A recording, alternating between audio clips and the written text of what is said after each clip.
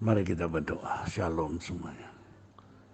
Tuhan Yesus, pimpinlah kami, hamba-hambamu yang akan kau tugas untuk memberitakan suara Injil, kabar baik dari surga bagi orang-orang yang di bumi. Ajarlah kami, Tuhan. Berikan kami roh yang taat, hati yang rela, yang mau diselamatkan. Karuniakan kami kasih karunia-Mu, kesayangan pada setiap kami yang mendengar Injil ini, hingga kami dapat diselamatkan dan beri kekuatan secara spesial. Kasih karunia Allah sertai kami sempurna. Di dalam nama Tuhan Yesus kami berdoa. Amin. Saudara-saudara yang diberkati Tuhan, saudara-saudara yang mulia, yang dicintai Tuhan Yesus. Hari ini kita renungkan firman Tuhan, diberi judul hidup mati dikuasai pikiran. Saudara-saudara yang mulia, orang-orang dikuasai pikiran. Pikiran itu ada pilihan dari pribadi seseorang. Pikiran itu bisa berkuasa bagi orang-orang yang rendah hati, yang hidup takut akan Allah, maka dia akan dikuasai pikiran yang sempurna, yang baik, yang agung, yang mulia, yang hidup penuh dengan damai sejahtera. Pikiran jahat yang datang selalu merusaki kehidupan manusia. Jadi seseorang tergantung dia memilih pikiran yang baik atau yang jahat. Itu ada di tangan orang. Karena firman Tuhan tertulis di Roma 8 ayat 13 bunyinya demikian. Sebab jika kamu hidup menurut daging, kamu akan mati. Kenapa disebut menurut daging akan mati? Daging itu ketamakan, kerakusan, iri hati, pikiran-pikiran yang jahat, itu disebut daging. Bahasa rohani beda dengan bahasa dunia.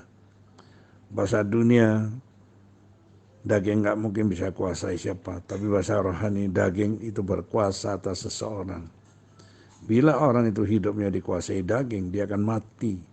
Karena dia hidup tidak sesuai dengan ajaran dan taat pada hukum Allah. Allah itu setia, Allah penuh cinta kasih, penuh damai sejahtera. Kalau menuruti hukum daging, hukum dunia, maka dia selalu akan hidup tidak damai, selalu akan timbul banyak masalah, dan dia selalu akan salai orang lain. Itu yang disebut menurut daging. Kalau daging itu akan banyak masalah, maka disebut hidup itu nggak akan damai, nggak nyaman. Itu disebut mati rohani. Saudara, itu ayat B-nya. Tetapi jika oleh roh kamu menatikan perbuatan-perbuatan tubuhmu, kamu akan hidup. Roh Allah, Roh Kudus, dia akan menguasai kita dalam nama Yesus. Kalau kita serahkan di dalam nama Yesus, kita dikuasai oleh Roh Allah, Roh Kudus, maka kita diberi kekuatan khusus untuk dapat mematikan perbuatan-perbuatan daging. Segala keangkuhan, kesombongan, segala ketamakan, segala kerakusan, segala tipu daya, segala keinginan-keinginan daging yang bukan milik, dia ingin memiliki. Itu semuanya kalau bisa kita tinggalkan, matikan oleh kekuatan Roh Tuhan, maka kita akan hidup. Karena hidup ini bukan lagi hidup yang kelihatan, tapi hidup yang tidak kelihatan, yang berkuasa. saudara-saudara yang diberkati, saudara-saudara yang mulia, hidup ini sangat pendek waktu. Tidak ada yang bisa hidup jam-jam ini, tidak ada. Dan jarang kita bisa dengar bahwa orang yang masih hidup usia 200 tahun masih sehat, jadi berkat, masih bisa bekerja, berdampak bagi masyarakat. Hanya hidup singkat inilah, kalau kita hidup takut akan Allah, maka kita akan terima roh keselamatan, itu juru selamat Yesus Kristus yang datang ke dunia untuk selamatkan umat manusia. Orang itu akan berdampak hidupnya bagi masyarakat, berdampak hidup bagi bangsa, berdampak hidup bagi dimanapun kita berada, berdampak bagi pemerintahan, lingkungan, keluarga, tetangga. Saudara-saudara yang mulia, kita butuh seorang juru selamat menyelamatkan kita, mengubah pikiran kita, memperbaharui hidup kita, supaya kita tidak selalu merasa diri lebih baik dari orang. Karena itu saudara-saudara yang mulia, kita butuh pertolongan roh Tuhan. Karena di sini disebut ayat 14 dinyatakan bahwa semua orang yang dipimpin roh Allah adalah anak Allah. Saudara, kata anak itu adakah bahasa rohani, bukan jasmani. Maka selalu orang akan protes. Allah kan tidak beranak. Saudara, hidup ini kalau hidup dengan jasmani, maka kita itu dipimpin oleh daging, maka kita akan mati. Kita tidak akan dapat apa-apa. Karena kita hidup emosi melulu.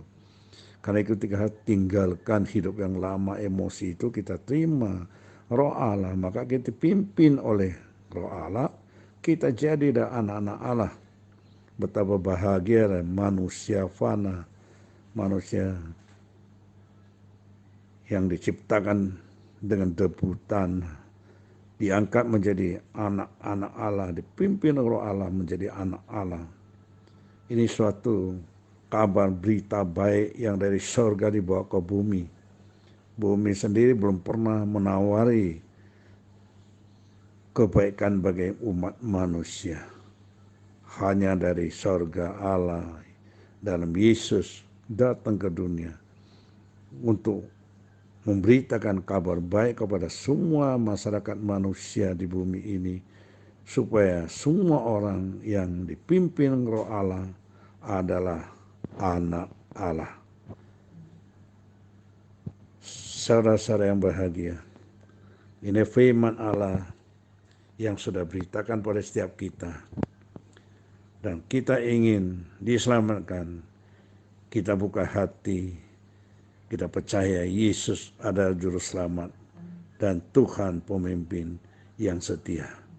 Saudara-saudara, ayat 15 dikatakan, Roma 8 ayat 15 dikatakan, sebab kamu tidak menerima roh perbudakan. Saudara, roh perbudakan yang membuat kamu menjadi takut lagi. Budak itu, sifat budak itu takut. Sekalipun kita bukan budak, tapi kita itu, sifat kita, pikiran kita seperti budak. Ketakutan, takut corona, takut mati, takut miskin, takut nggak ada makan, takut ditipu orang, takut nggak mau percaya pada orang lain. Itu namanya orang itu masih memiliki roh perbudakan. Kalau dia memiliki roh perbudakan, maka dia takut dan segala-galanya. Dia hidup nggak akan damai. Dia selalu akan mencurigai. Karena itulah saudara harus jauhi roh perbudakan. Kalau saudara percaya Yesus adalah Tuhan dan Juru Selamat, yang sudah selamatkan setiap orang percaya, yang sudah percaya dia mati di kayu salib mentebus dosa manusia, maka semua roh perbudakan sudah ditebus di salib, di kayu salib. Jadi kita tidak menjadi takut lagi. Tapi kamu telah menerima roh yang menjadikan kamu anak Allah. Oleh roh itu kita berseru, Ya Aba, ya Bapa. Saudara-saudara, betapa bahagia manusia fana yang diangkat menjadi anak-anak Allah. Memanggil Allah pencipta semesta alam, ya Aba, ya Bapa. Saudara-saudara yang mulia, tetapi kita telah menerima roh yang dijadikan kita anak-anak Allah. Oleh roh itu kita berseru, ya Aba, ya Bapa. Kalau Allah Bapa menjadi Allah Bapa kita, kenapa kita harus mentakut? Masih takut ini dan takut itu. Karena itu kita butuh, saudara, hidup pada suatu perubahan. Segala pikiran-pikiran duniawi yang lama semua harus kita tinggalkan. Kita hidup dalam hidup yang baru, dipimpin oleh Roh Allah, hingga kita menjadi manusia baru dan kita mengerti, dan Roh itu akan bersaksi dalam diri kita hingga kita diangkat naik dan menjadi anak Allah yang tidak takut apapun. Sebab kita dikaruniakan penuh hikmat dan kasih karunia. Karena ayat 16 dikatakan Roh itu bersaksi bersama-sama dengan roh kita. Roh itu bersaksi bersama-sama dengan kita bahwa kita adalah anak Allah. Saudara, kalau Allah di pihak kita, siapa akan lawan? Kalau kita benar anak-anak Allah, kita nggak perlulah takut corona, takut dan sebagainya. Kita tidak memiliki roh pemudakan, tapi kita memiliki roh Allah. Roh Allah lebih berkuasa atas segala-galanya. Demikian renungan hari ini, supaya setiap saudara yang dengar firman ini, jangan keraskan kepala, jangan keraskan hatimu, lembutkan hatimu. Sungguh-sungguh datang kepada Juru Selamat yang sebut nama Yesus. Siapapun Anda, hari ini Anda akan diselamatkan dan Anda akan diberikan kekuatan secara khusus. Demikian renungan pagi ini. Di dalam nama Allah Bapa, Anak, Roh Kudus, dalam nama Tuhan Yesus, kami berdoa, saudari sertai kemuliaan Allah, disinari kemuliaan Allah, sehingga saudara hidup penuh dengan damai sejahtera sukacita. Haleluya. Amin. Amin. Shalom. Salam dari Alkitab.